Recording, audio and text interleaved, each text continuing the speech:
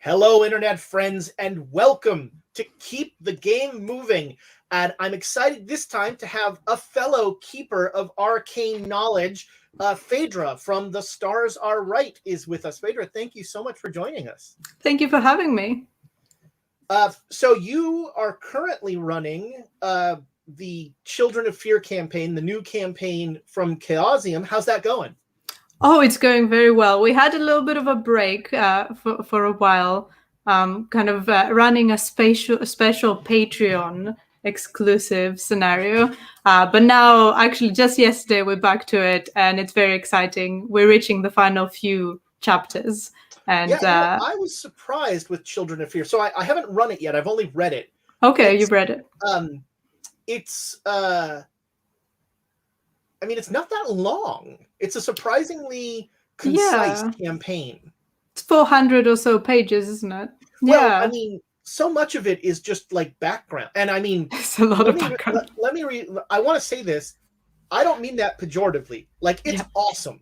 The book, like the background and all of the material and stuff in there is incredible.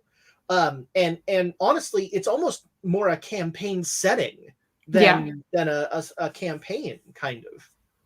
You'll definitely learn a lot by reading the book, and I've tried to include as much as I can in the podcast, but of course you don't want the whole thing to be exposition.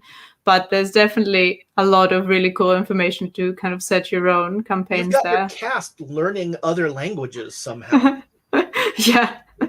That's impressive. So how did you get your start as a GM? Unsurprisingly, it was during the pandemic, as with many people. I started during the pandemic seriously GMing Call of Cthulhu.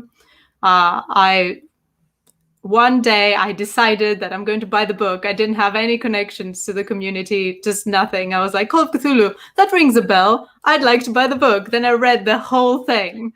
And then I started running games just for myself and my partner. He was controlling 2 PCs, and I was running all the pre-written one-shots with his specific PCs. It was kind of like a campaign because I strung them along together. It was very exciting. And then after a while, I decided to take the step to enter a Discord server for Call of Cthulhu. To try and play some games myself because I was the only one running at the time.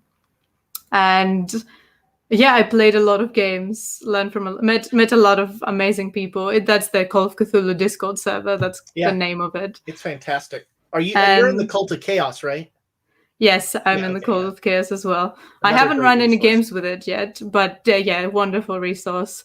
And then after a few months, I kind of worked up the courage to run a game on the server with people I didn't know yet online. And it went so well that these people ended up being my group for the Stars Are Right campaign because it was so lovely. Just when the group gels so well together and everything kind of seems effortless. And afterwards you talk and you're just so on the same level. And it's very fun and you laugh a lot. And I was like, hey, would you like to specifically play more games with me? And then it kind of went from there. And actually, hasn't been a long journey. So, it's amazing that it's only been a year. But B, I think what you see there also is like, it's like being a GM is just, I call it reps. You just keep running games. Yeah. And the first time you run it, not so great. Do it again. Gonna get a little better. But also something important you said in there is play games, because a big part of GMing is stealing awesome ideas from other GMs. And that's actually one of the things that I like to do in this podcast is like talk with people and get ideas and like bounce ideas off of each other. Sometimes in specifics, sometimes in that sort of thing. So it's interesting as you're new to GMing, and you've only GM'd Call of Cthulhu, right? I made some attempts in my early teenage years to GM Vampire the Masquerade, but my group at the time... Thank you. My group at the time did not make it easy. It was just 2 friends of mine, and they just they made it really difficult. And also, honestly, Vampire the Masquerade is much harder for me to GM just because of the extent of the lore. And I've played Dungeons and Dragons, but I haven't tried to GM it. So yeah, it's basically Call of Cthulhu. I just found it and I was like, this is where I am. I also like going kind of quite in depth in the system I'm playing and kind of learning it really well. So I didn't feel the need to expand yet. I feel like maybe when I feel like I'm through with Call of Cthulhu, maybe I'll try expanding a bit more. What pulled you to Call of Cthulhu so much? Well, when I came to England for the first time in high school with my school, we went to a bookshop, and I was very excited because at the time I was being very cool and only reading in English, even though my my native language is Greek. And I bought this tome of Lovecraftian stories called the Necronomicon, and I still have it today. And Lovecraft is actually quite big in Greece. You talk about Cthulhu and stuff, like the horror stories. And then I've always liked role-playing games, like from the Vampire the Masquerade days, and obviously both of them horror. I really felt the pull because I like the lore to a certain extent. I'm not a big reader of Lovecraft. I like the idea behind it. Reading the actual stories is kind of like a different experience. Yeah, but that's some advanced vocabulary too for someone to whom English is not their native tongue. Like he does not use the small word. Yeah, he does not, and he doesn't try to make it particularly engaging per se. Yeah.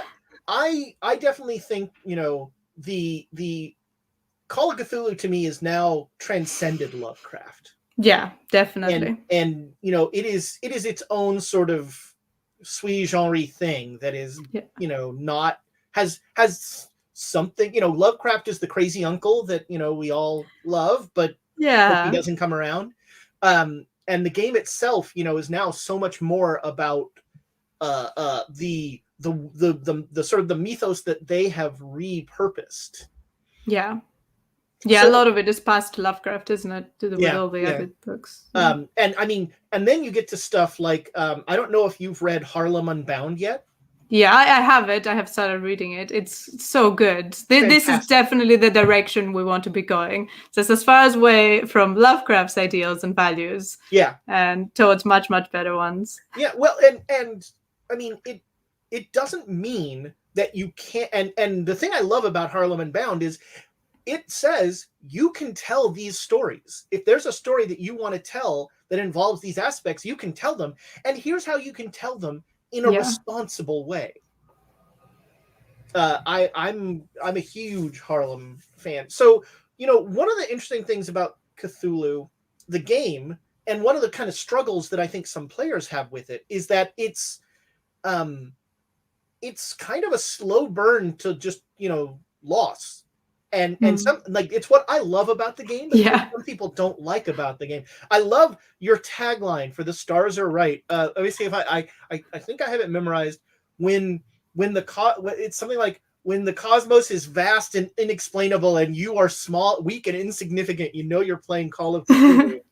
That's almost right. Very good. That is, I think, a fantastic summation of the game, and I really enjoy that.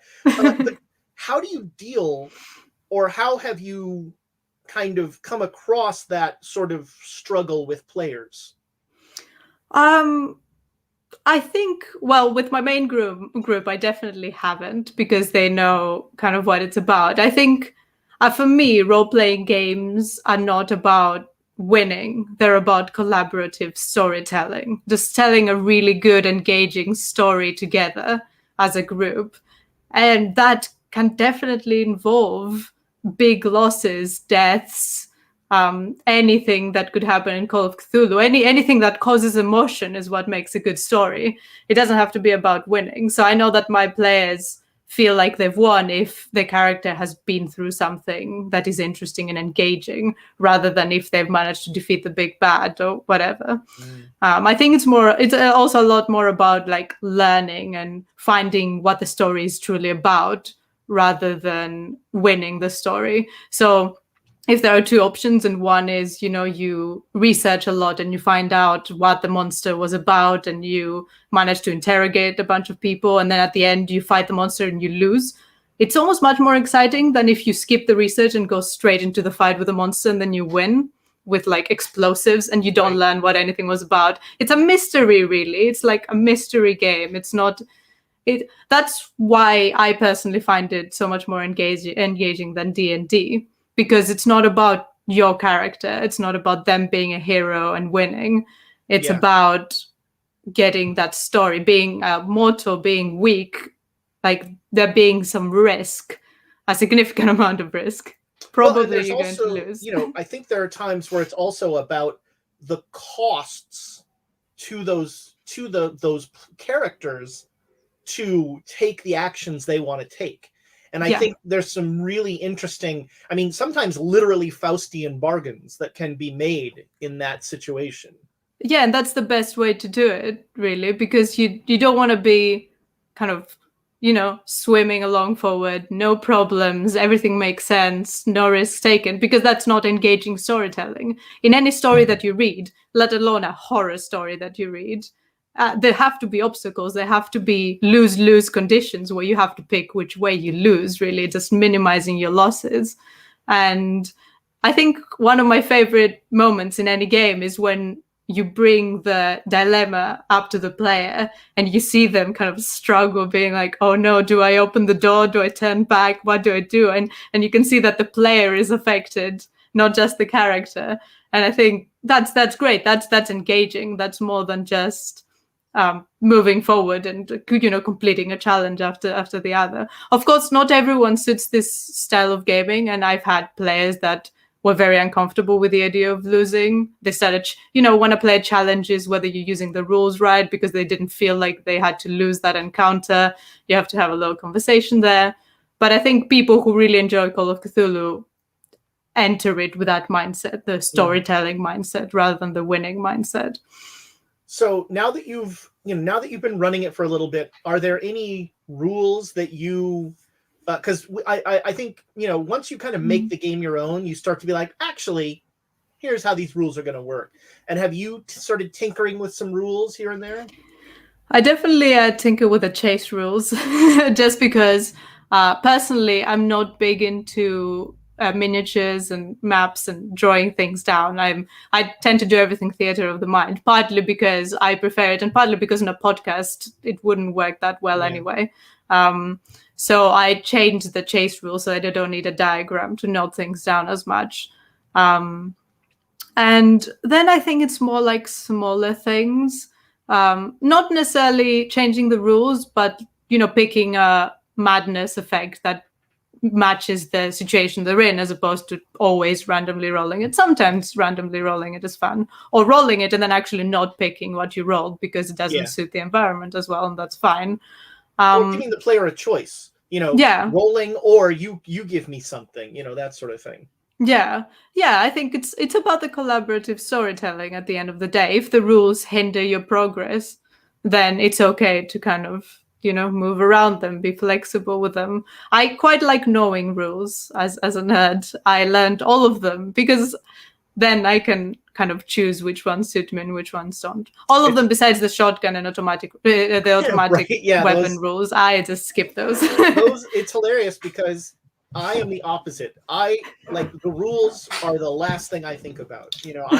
I don't want the rules to get in the way of the story we're telling. And so I'm always going to err on the side of make a quick decision and let's move on. With check in with the player. Like if you're okay with this, here's what I'm gonna do. That sort of thing. But like I don't know, I think some people who watch the stream that I do are like, oh, it's really neat. He changed the sanity rules. Actually, I forgot them and I just sort of, made my own. But you mentioned the sanity stuff, and it's an area I think of the game that is still a little held in that Lovecraft kind of space. It's sort of a it doesn't come maybe from a place of empathy for people who struggle with these issues, and so like have you, and I mean, look, nobody who sits at a table and who suddenly becomes a kleptomaniac because they've seen Yagonlak is laughing at people who are struggling with mental health, but it's still kind of, it can come off as a little insensitive and a little breezy. And so have you kind of had a sense of that, and are there ways that you've kind of dealt with that? Well, my background is in psychology and mental health. Well, there you go. And I have had this sense on and off. I think that it would benefit the system to move away from it, even just from using these terms, and just kind of revamping it personally. But I'm a bit torn about its use because, yeah, it can get really insensitive, especially with using kind of real conditions that aren't real conditions anymore. There's like Right. a sort of misinformation element to it about how mental health works. And I think people who actually suffer from hallucinations and things would probably, some of them might be really uncomfortable with the idea of that happening. But on the other hand, from a fantasy perspective, horror is really related to our perception of reality and kind of subverting what we think we know and what we see. And I think it makes sense that, if the universe is vast and inexplicable, then the universe. Trying to understand it would cause a shift in perception and a shift in understanding and a shift in behavior that we, the ones who don't comprehend it, would not be able to understand or grasp. It would be unpredictable. It would be scary. Yeah, I think the cosmic horror part of it is kind of, for me, the safe out, where you got to keep it on the fantastical side of it and not blur the lines as much. Yeah. Like the asylum thing, that there's something, the way that if you lose all your sanity, you almost inevitably become an evil cultist. Right. There are some things that are kind of, like uncomfortable. Yeah. Not on the sanity, like not just on the sanity. I found that reading a lot of scenarios falls into other stereotypes as well. So I think we need to keep moving forward in a lot of areas. Yeah, so if somebody loses 5 sanity at my table, then I just stop and I say, all right, fight, flight, or freeze. Those are sort of your, because what my explanation is, you are faced with something that has just triggered your most primal response. And it's one of those 3. Which is it?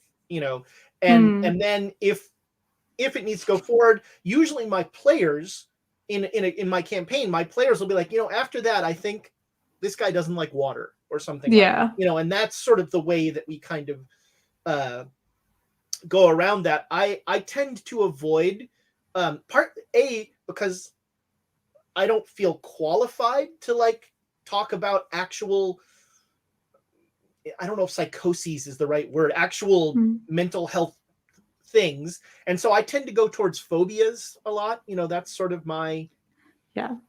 For phobias, some of them are really things that are kind of diagnosable, and some of them are just random. And the phobias in the history of mental health have like a bit of a dubious moral grounding. A lot of it was used to just paint with a wide brush on people that were just different or something. Like the mania of slaves wanting to be free. Wow. What a crazy idea.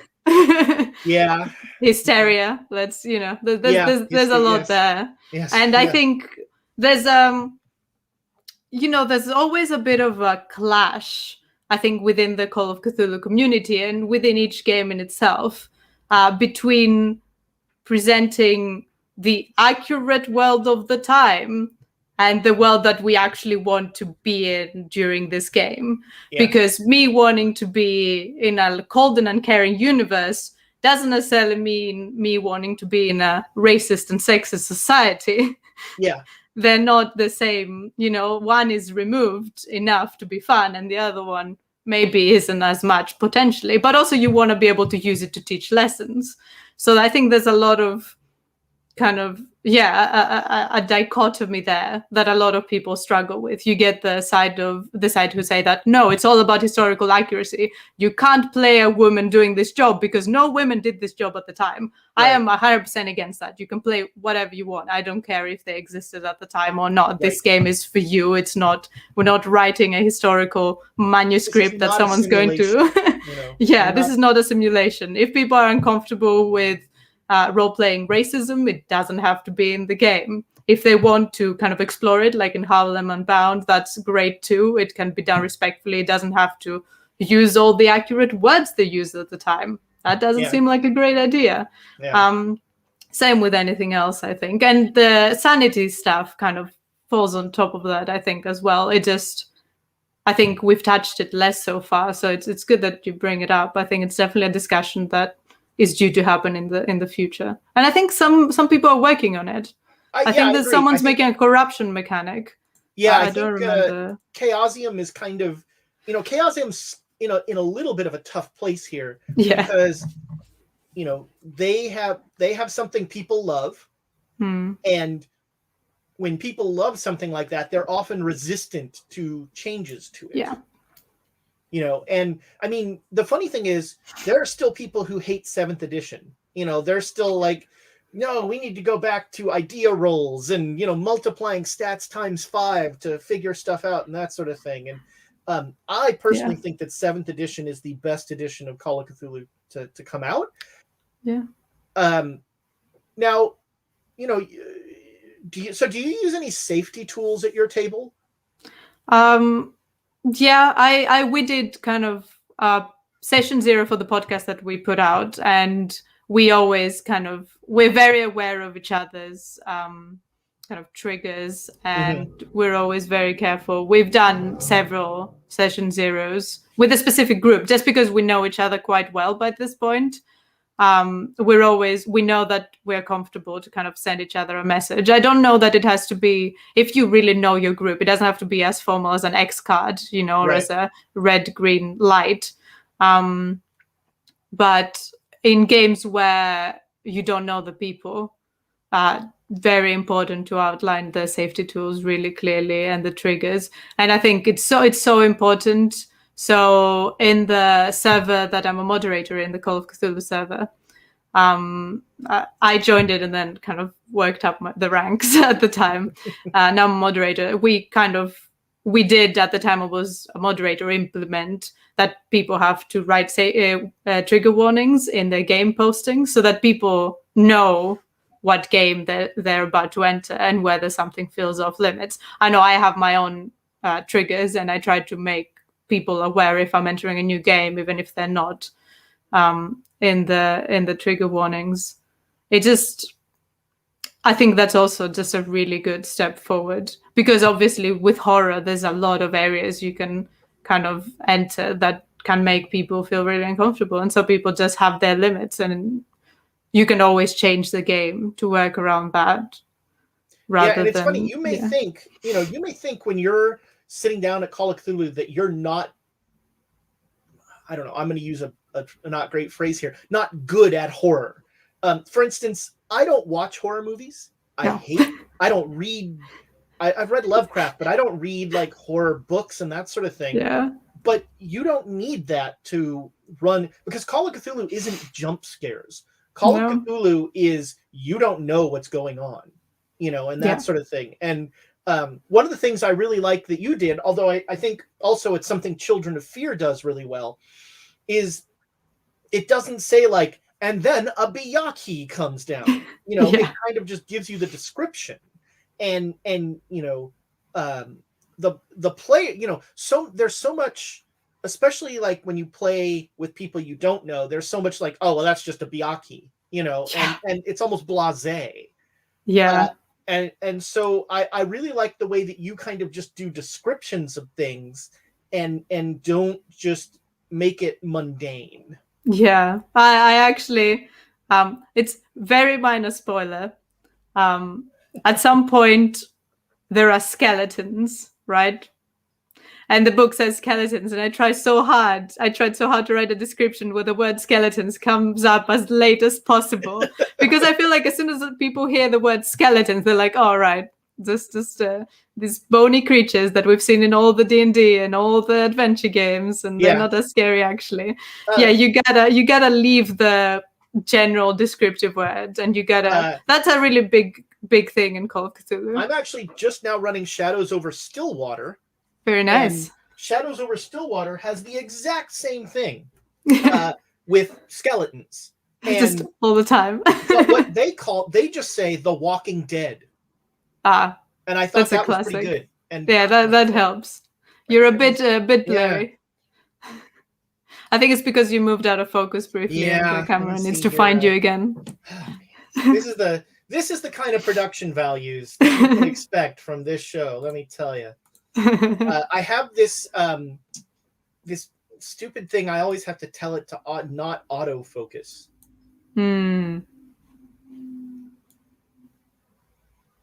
Oh, there you go. Nice and crisp. All right. Well, nobody. I was probably better blurry. But like that sense of, if you're running a horror game, the goal is not to scare the players, because you can't scare the player. The goal is to scare the character. And good players at your table will know what scares their character, and really it's almost anything for the most part. Because it's, I'm not going to scare Phaedra by just saying to her, and then the corpse-like thing, that's just not going to scare Phaedra. But Phaedra's character is seeing that and is experiencing that. And that is a different thing. I actually will often, I get a lot of messages from people like, I make up monsters, and I'm just like, I don't even know what this thing is. And so like when I ran Masks, I described I think when a human is looking at, to go back to that kind of universe is vast and inexplainable, when a human is looking at something that they don't understand, they try and put it in terms they can understand. And so I was like, you coming at you is like the unholy combination of a parrot and a shark. And very now, nice. like, I get like at least once a month somebody comments like, what is the parrot shark? Is it a night gaunt? Is it a byaki? And I'm like, the sad answer is I don't care and I don't know. It's a horrible thing, that they're going after, and that's going after them, and it doesn't matter what it is. Yeah, and another big one is to kind of touch all the senses, as many as you can anyway. You don't want to go around touching your players, but to talk about kind of the terrible smell in terms that they recognize, but not always the smell of the dead. That's like you're overdone. You gotta make it kind of weird, and then the sound, or kind of the feelings they experience in their body. I often talk about kind of like you feel your stomach clench as you look up at the terrifying, just trying to make it more visceral. And I think the senses can really help with that. Just trying to bring them there as much as possible. But I just wanted to say that on one occasion in my first game, I actually did manage to scare the player. And I think it's a rare thing, but when it happens, it's pretty great. Yeah. Well, tell that story. I want to hear this now. It was with my partner when I was playing one-on-one games. It was a very specific occasion. One, he was controlling two characters at the same time. One was his PC, and one was a character that was half NPC and half PC. So he knew he was controlling him, but he didn't know everything about his background. Oh. He could turn on him at any moment. Like, he didn't know what he was, whether he was a good guy, a bad guy. He was controlling him, though. And they were at a very famous haunted house. And there were some hallucinations and delusions happening because of the power, like spells going on. Did the bed kill anybody? The bed the bed instantly killed his first character ever that he spent hours making a background for. She had a family. She had, he made up all of her close friends in the community. He worked so hard on her, and the bed insta-killed her on our first game ever. And I was like, oh no, maybe I should have had the bed roll less damage. That was amazing. And then, yeah, he made a second character that came with a backup because we're like, this is not a game for one person. Right. And I started giving him hallucinations that there are strange tattoos on this other character. And he thought that he himself would turn against himself. And the atmosphere was great. We had low lights, creepy music, candles, and I have rats. So there were rats in the cage behind us making skittering noises. Yeah, more subtle than that. Rats don't make that much noise. But I remember him being just really unsettled about what to do because himself, he had to question his reality and he didn't know whether he would turn against himself. And that's the kind of thing that's I really strive cool. for. I like that. Yeah. I could totally see a scenario where everybody's playing two characters, but they don't know much about the second character. And then at a certain point, certain characters just do weird things. That could be a really cool idea. That could some of the characters are good, some have other, and then you reveal that secretly halfway through. I have a con game that I have run a lot that, I've run it so much that I don't run it anymore. But one of the players starts out as a bad guy. And when you get your character sheet, the idea is that you're a family who is cleaning out the house after your grandfather died. But what you don't know is that you're all also reincarnated Norse gods. Except Loki knows that he's Loki from the beginning. And so Loki is trying to do something and all the other people are just like, what's for dinner? They're having and they slowly start to realize who they are. But you could do something like that with that idea of everybody's running two characters. And I played a game where we were all in an asylum and the person on your right or left, I can't remember which, but somebody next to you was the voice inside your head. I really like that. And so the whole time you were playing, like, I'd be like, okay, I steal up my courage and I'd go out in the hallway and the voice in my head is like, you're going to die. You're going to die. I think maybe I don't. I thought that was a really fun thing, but it was really hard to play because you're like, am I more focused on my character or being the voice in your head? Being the voice in your head is more fun, And yeah, it's a lot. Yeah, you have your voice and then the voice next to you and then your character. It's a lot of multitasking. I can see that. Yeah. So it's interesting. You have only run games online except for the games with your partner, right? Yeah, I haven't run a game in person with more than one player so far. Yeah, it hasn't happened. It was very close, but yeah, it's hard to get a group together right now. Well, yeah, right now it's not the best idea. My home game is actually playing outside. We have a table set up on our porch, and so we're it's nice, but now that the weather is getting cold, it's going to be less nice. Yeah, no garden here, so yeah. Well, garden is a strong word. I mean, let's not oversell it. It's a lot of concrete. Okay. But I'm always fascinated because I now run games mainly online, but running games in person is to me so much better. Atmospherically, atmospherically, just energy wise. I like interaction with the players. So I am that horrible GM who has the big bad guy that wants to talk to the party for like 20 minutes, and wants to have a back and forth and all that. And it's at the table, I can look at this player and do that. And then I can look at that player. On Zoom, it's like I look at that box, but they don't know I'm looking at, and so I find little things like that are challenges for me. But like, what do you like about running games online? Well, my group, we don't even use a camera, so it's all voice. Really? Yeah, most of the games I've run, actually, no camera, just voice, which is, I guess, not having had too much of the opposite. I've grown accustomed to it in a kind of comfortable way because you get to pull all the faces. you want. When they're doing something, you're like, oh no, there's no there's no need to keep a poker face, just a Right. poker voice, which is much easier. So I find that I have quite an expressive face. There's a lot going on here. It moves around a lot. I can't keep it necessarily kind of straight and secretive.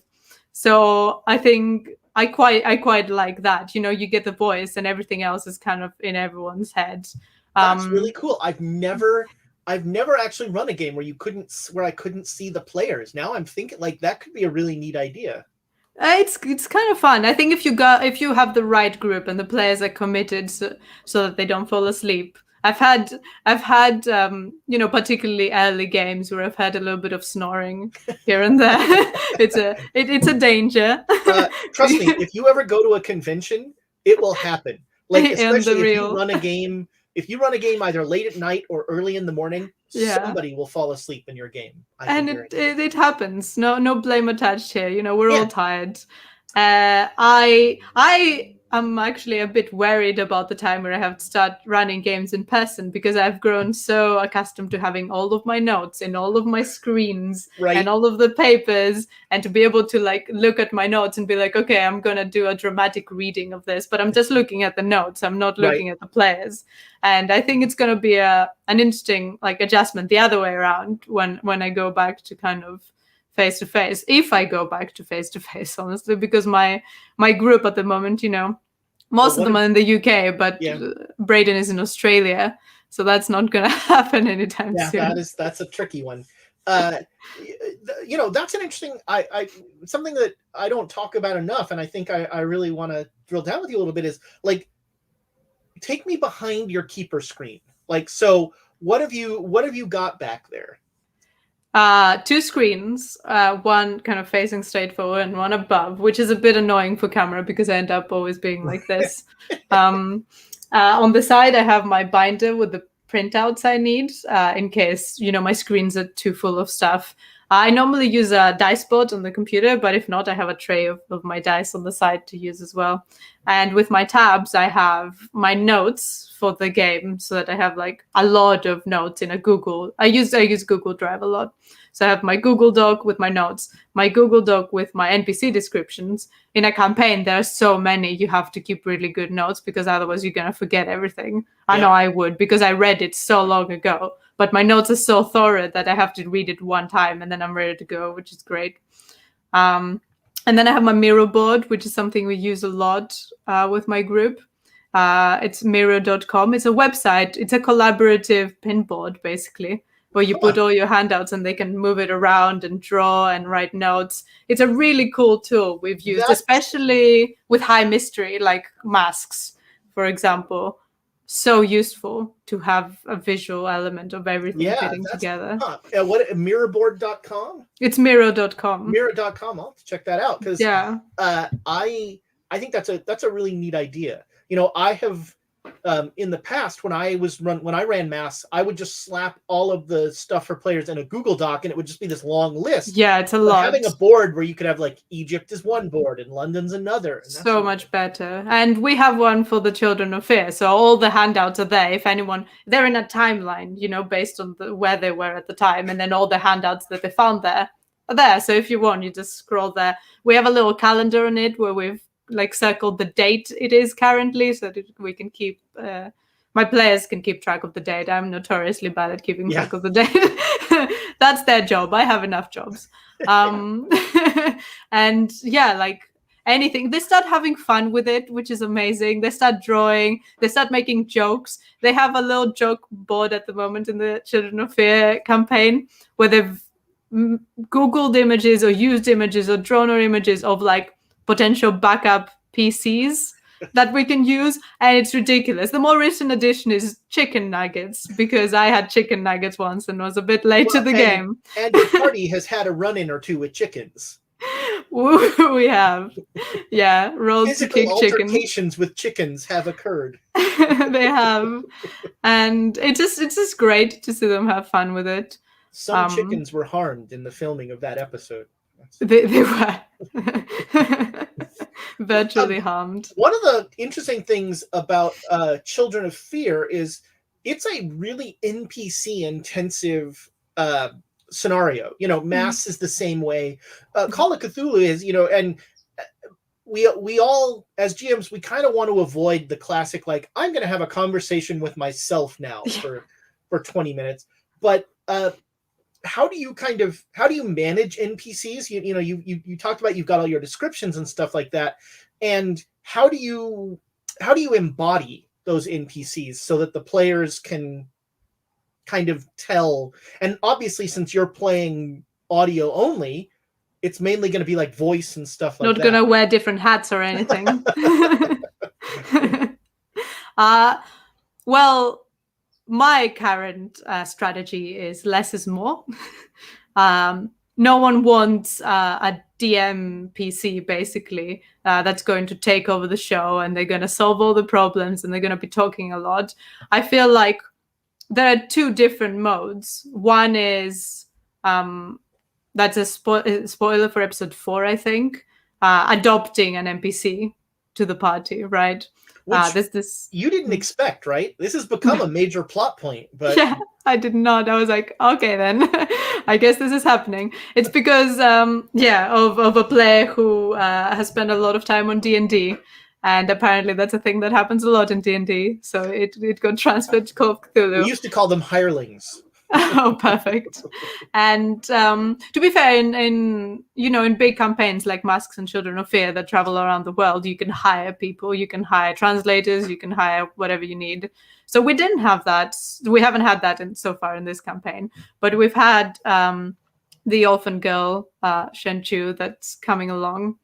The way I manage this type of NPC is the NPC is for the players to control as much as possible. So all the roles, deciding which skills to improve if they need to.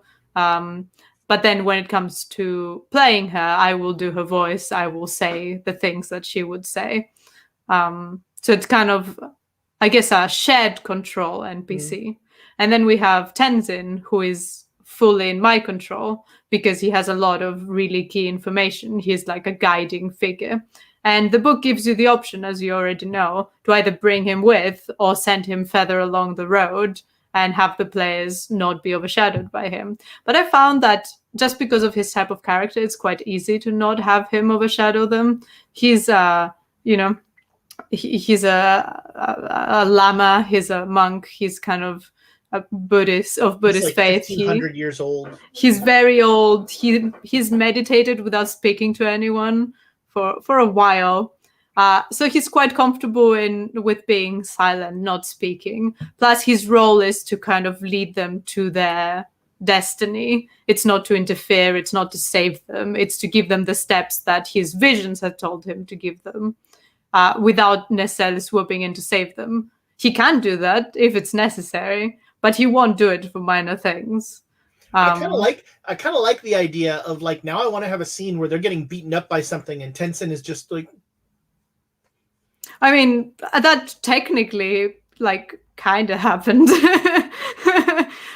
He's not necessarily not intervening per se. Sometimes I imagine him, like when they're doing side quests that are not part of the main mission, I imagine him sitting in the room meditating, like, you do what you need to do.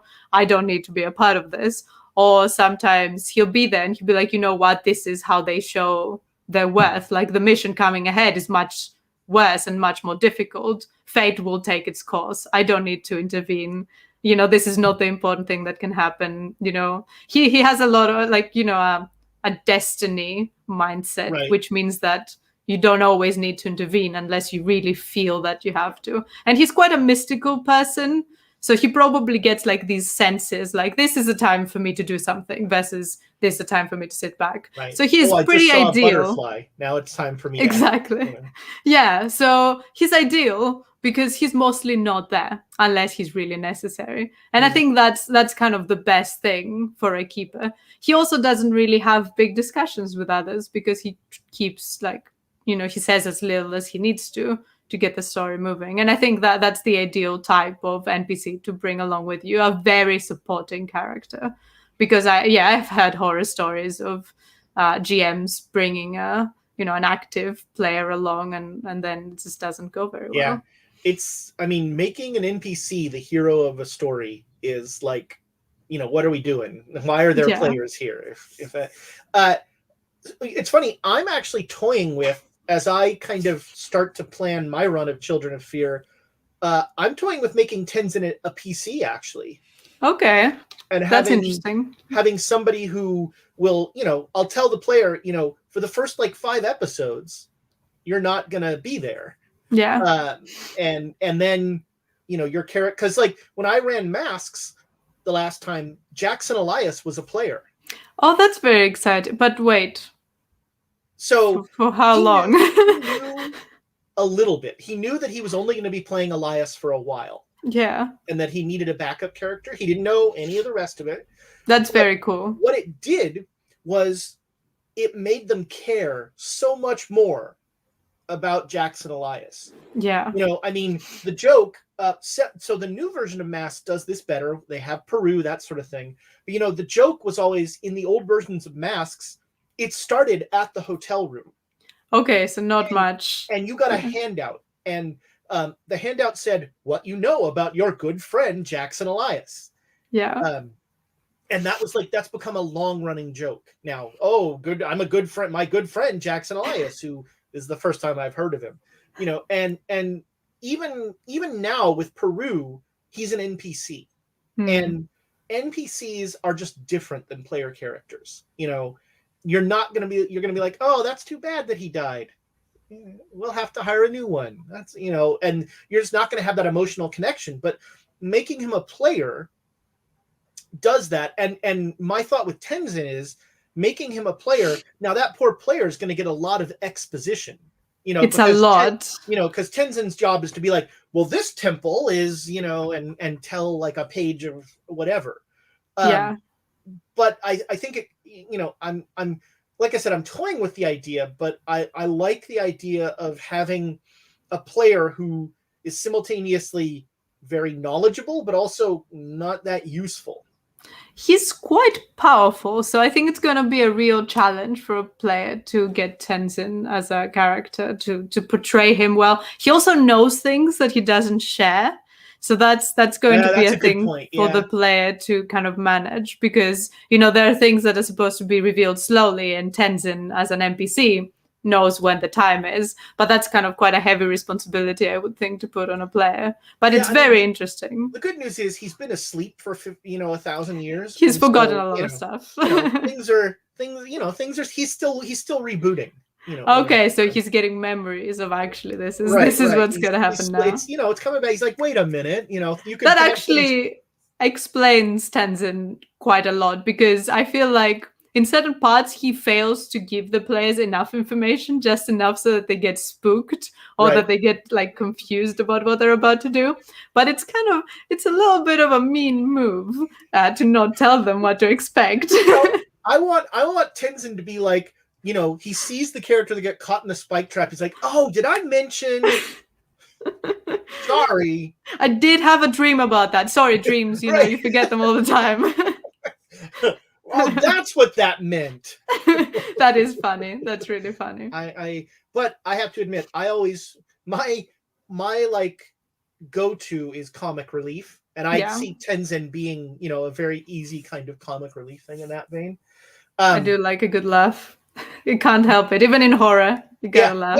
Well, you've got to break the tension every once in a while, and otherwise the tone just becomes oppressive. Yeah. And sometimes that's what you're going for. Sometimes you just want everything's going to be sad, and you're going to feel bad about yourself, and that's what this game is about. But for the most part, that's not fun. It's fun every once in a while, but it's not fun on a long-term basis. Yeah, one episode here and there, just to spice it up. So, since we're now doing spoilers of Children of Fear, one other aspect of this game that I thought you handled really well, that I'm trying to figure out how I'm going to approach, there are long... You want to say the episode spoiler, just in case people want to... So, when I say spoiler, this is a very generic thing. Okay. But in the module itself, there are long travel periods, like months, of just and you walk through the desert. And It's you know, great. you've sort of, as I'm looking at how I could maybe make this longer, that's an area that I'm sort of figuring out, like maybe there's like I'll find a desert adventure or something like that that I can toss in there. But essentially that's sort of when you do the development phases. That's in the book. Yeah. And Uh, that's great, isn't it? Because what do you spend your time doing? If it's repetitive, day after day, survival, eating, drinking, sleeping, you don't want to role play that necessarily. right. Right. And you don't want to have, like I always joke, my players are always terrified of getting on a boat, because every time they're on a boat, something horrible happens. That's a good association. And like, you don't want to have like, okay, now it's 6 months of travel. Oh, wait, you're going to have, every time you go through the desert period, something terrible is going to happen. But, I think there are a couple where I might throw in some side stuff just to like break it up and to give them a little more opportunity, give them a little more of the flavor of this location, which is so cool. And I think the best thing about, not the best thing, an awesome thing about Children of Fear is that this is an area that we don't know a lot about. We don't. And that, they've done a ton of research about, and there's just so much cool stuff there that it makes you want to learn more about it. Yeah, there's so much. And it's also, it's very fascinating because it's also really hard to learn about. On our interview with Lynn Hardy, the writer, she talked about all the physical books and travel guides and encyclopedias she read. When I'm doing my research, sometimes I want to Google a village, something, and it just doesn't exist. Right. I want to figure out distances on Google Maps, and the places are not on Google Maps. It's uncharted territory. It's so interesting because I didn't know that Google Maps was limited until I started running this campaign. I thought it went everywhere. Don't look at Area 51 then. That's well, and also so many of these places are now just buried in desert. Yeah. The Silk Road has kind of ceased to exist, and the oasis towns and stuff like that are not on. A lot of them just aren't there anymore. Yeah. But that also gives you the chance to kind of add in, your own spooky stuff if you want to, and if you want to expand the campaign. And also, I think there's enough in the writing in there that you can find hooks. Yeah, it gives you hooks, and there's a lot of side quests already. Yeah. As well. I ran all of them because why not? Extra content. That's right. And then there are hooks later on for sure for other stuff. Yeah. Even smaller encounters, really. You don't have to always go full investigation, Well, you've been very generous with your time. So we're going to close out this episode with the questions that we ask everybody. What is your favorite system to run? Well, this might be a surprise to everyone. But it is indeed Call of Cthulhu. What? I know. So unexpected. So what's a system you haven't run that you would love to run? Ooh, well... I have a system that you haven't run that I think you should run. Okay. Do you want to tell me? It's Dread. Have you played Dread? Have you heard of Dread? I've heard of it, but I don't know very much about it. Dread is... it's very cosmic horror-y, Cthulhu-y, that sort of thing. But the main shtick of Dread is that the conflict resolution system is Jenga. That's amazing. And so there's a Jenga tower. And so Dread is the only role... I say this all the time. Dread is the only role-playing game that will scare players. Because every game of Dread ends with nobody sitting. Everyone is like not wanting to breathe on the table because that tower is really rickety. That's amazing. And so the idea is that somebody says like, I want to open that rusted door. And you say, that'll be one pull. And they pull it. And if the tower falls, something awful happens to their character. That is great stuff. And so, it needs to be a short game. And in person, not over voice. Yeah. But every once in a while, like I played a Dread game at a con, and the tower only fell once early on. And so we were at the end, at the climax of this thing, we were like, nobody wants to pull. And so the one challenge with running Dread as a GM is you have to not let players do nothing, because you know, a lot of you always have that one player who's like, I'm not going to do any of that stuff, you know. But it is, I love Dread is a great, like, it's a great shtick. Just you do it and you're like, that's so cool. Yeah, combining a like classic board game with a horror RPG, that's an area I hadn't considered. That is very cool, and makes you wonder what other simple board games can you combine with a horror RPG. Yeah. Well, how can we get the Pop-O-Matic bubble into just put some 20s Hungry Hippos? But I actually played a Paranoia game that involved Hungry Hippos. Really? That's amazing. Yeah. So Paranoia is a super silly sci-fi game where you live in a totalitarian utopia that is run by a computer, and you hate it. And so you're all trying to, like, but it is this ridiculous world. It's sort of, you know, like if George Orwell were a comedian, you know, so there's like, everything's like, every mission is that, you know, you're sent to go to this place and you can't get there because you don't have the security clearance. And if you try and go there, you get vaporized, and you know but so we played a game, and Paranoia, all of the stratification in society is all color based. So like infrareds are the lowest, then red, then orange, then yellow, so on and so forth. And an orange can tell any red person what to do, and so on. And so we were playing Hungry Hippos, and the marbles were all different colors. And if you ate a marble that it was above your security clearance, you were in trouble. You had to explain like why you did that. Wow, it exists. That's amazing. There's a great, I did an interview with her, Vylar Kaftan. She is a great Paranoia GM. She did a Paranoia module that was a spoof of the British Bake Off. And it was all using Play-Doh, but you had to, like, you were baking a cake, but you don't know what a cake is. And so you got this recipe, but the recipe was highly redacted. And so you had to like figure out like what you, I love Paranoia. One of my favorite games. I love her. You know, the tactile element must really add a lot to it. Yeah. That's great. Yeah. It's I walked into her room and there were like people playing with Play-Doh and trying to like figure all this stuff out. And they were like, don't touch the orange Play-Doh, you know, like, oh, that's amazing. I now want to try all these things. Well, I mean, it's one of those, you know, once cons start up again, something I always tell GMs is when you go to a con, play at least one game you've never heard of. Yeah. You know, just because like experiencing different systems will give you new ideas and will make you look at the systems you know and love in a totally different way.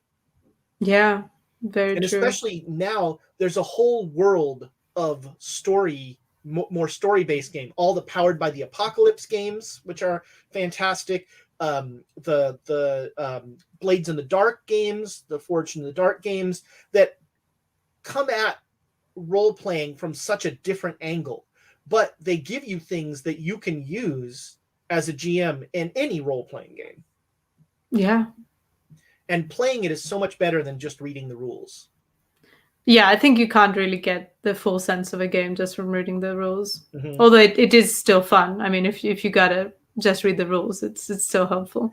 Yeah. I mean, it gives you something. All right, so we end every episode with the same question, and I have a feeling that I'm going to get a blank stare here. So, and excited. I can't wait. We end every episode with the Space Jam question. So, Phaedra, Martians are invading the Earth, and they are going to destroy the planet where I keep all my stuff unless you run an incredible 4-hour game for them. So what are you running?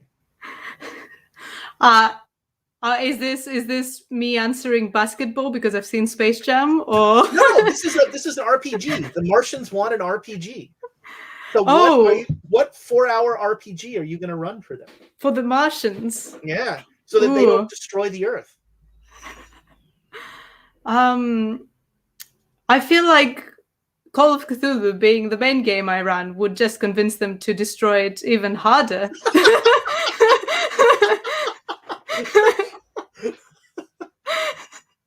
I think whatever game I ran will send the message, welcome Martian overlords. You do what you need to do.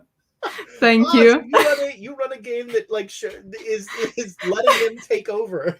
I don't know. The universe is vast and inexplicable. Maybe they know what they're doing. Maybe they have better ideas about how to run this place. It's not like we have the best ideas. Well, maybe they can help. I don't know. Maybe they can't do worse. That's can they? Yeah. I don't know. That's awesome. So, it's funny. Many people take this question like, okay, the game I run the best or the game I like the best. Some people are like, my game is an allegory that shows them the beauty of humanity. And you're like, my game is you win. Well done. Well done. You go. You go, Martians. Win for you. So take a few minutes and just tell us about the cool stuff you're doing if the stars are right. Yes, so there's a lot of cool stuff. It's very exciting. I'm a fan. Of course, there's the Children of Fear, the podcast, running Children of Fear at the moment. My dear friend Braden and co-founder of Stars Are Right has written an amazing scenario that I believe you have played, called Heartless in Loveland. Yes. And that's coming out soon. And we've already recorded it for the podcast, so we're trying to get it published on Miskatonic Repository and have the podcast air at the same time, so people can both read it and listen to it at the same time if they want to. Braden has never recovered from that 24-hour Masks game.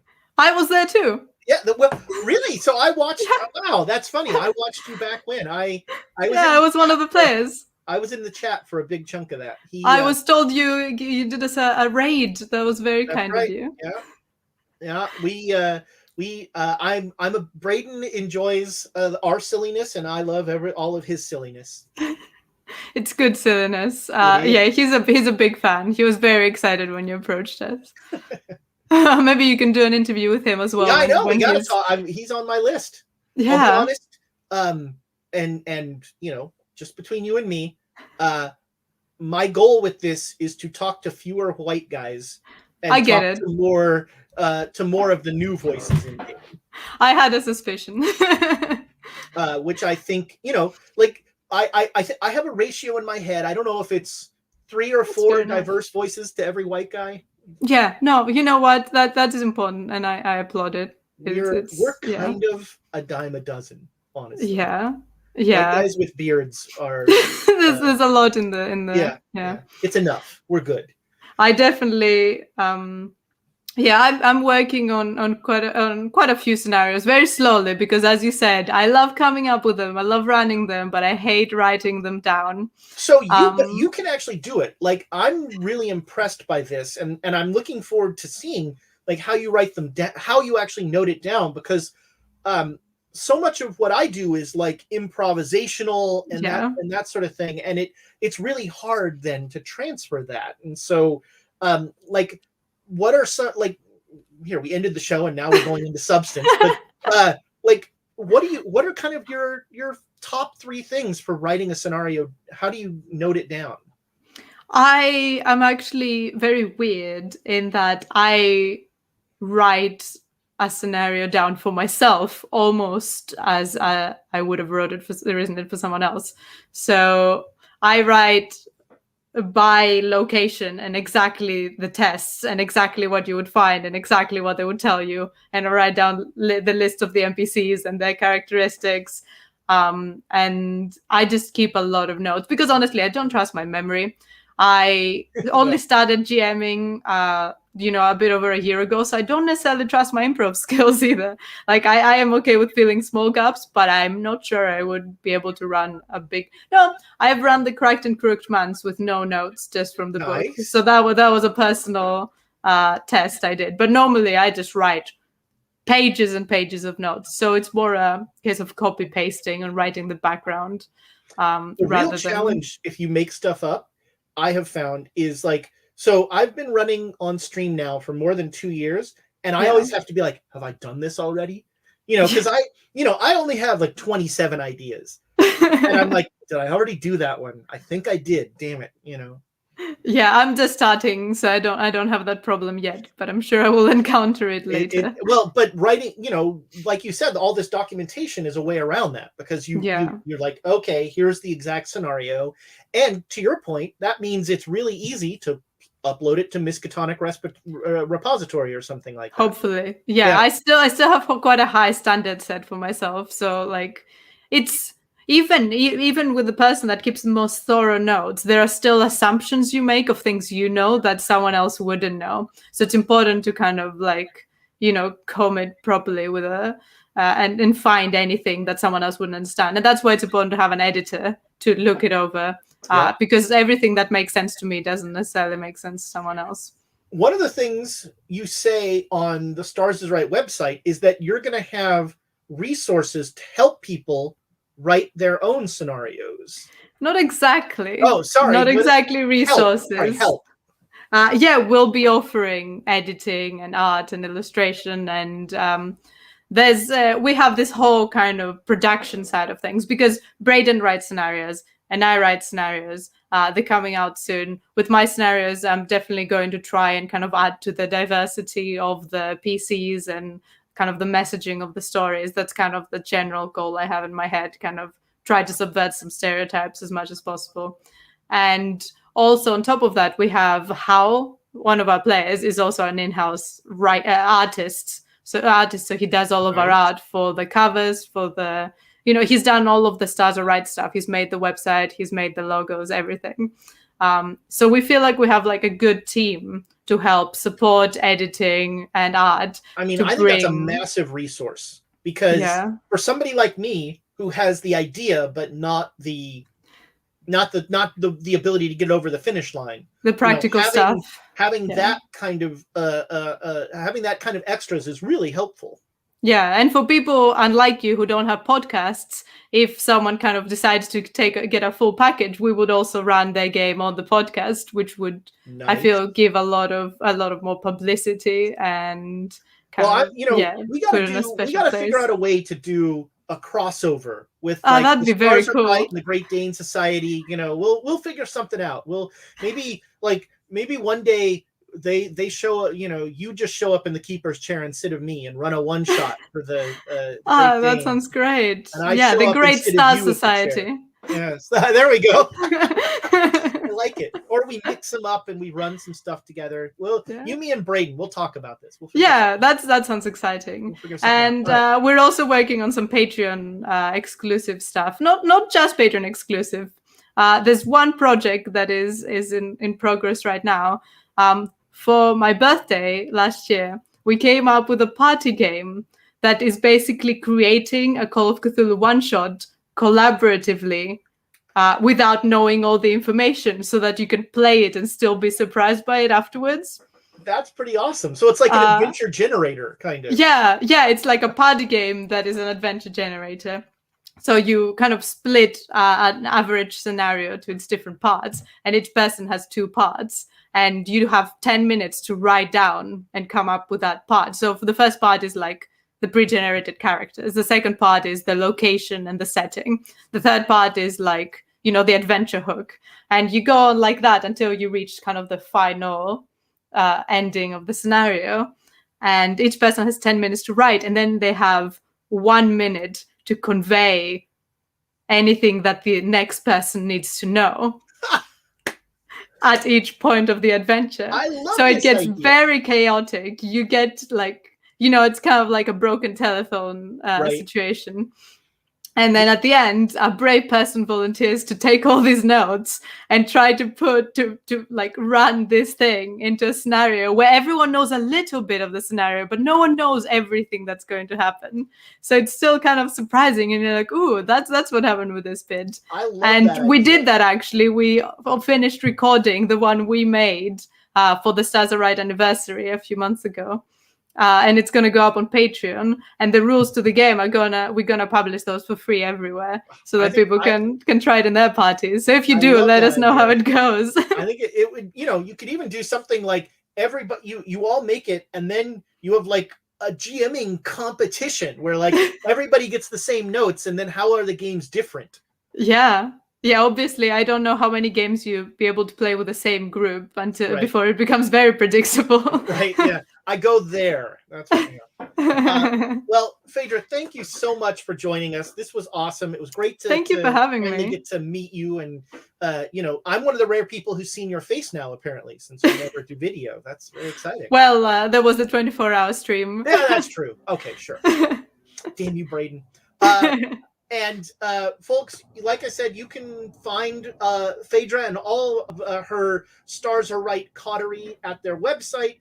They are currently playing Children of Fear. It is a great actual play, and I'm still thinking about the fact that you guys don't play with video. So like you don't have facial expressions. You don't have. Wow, that's really impressive.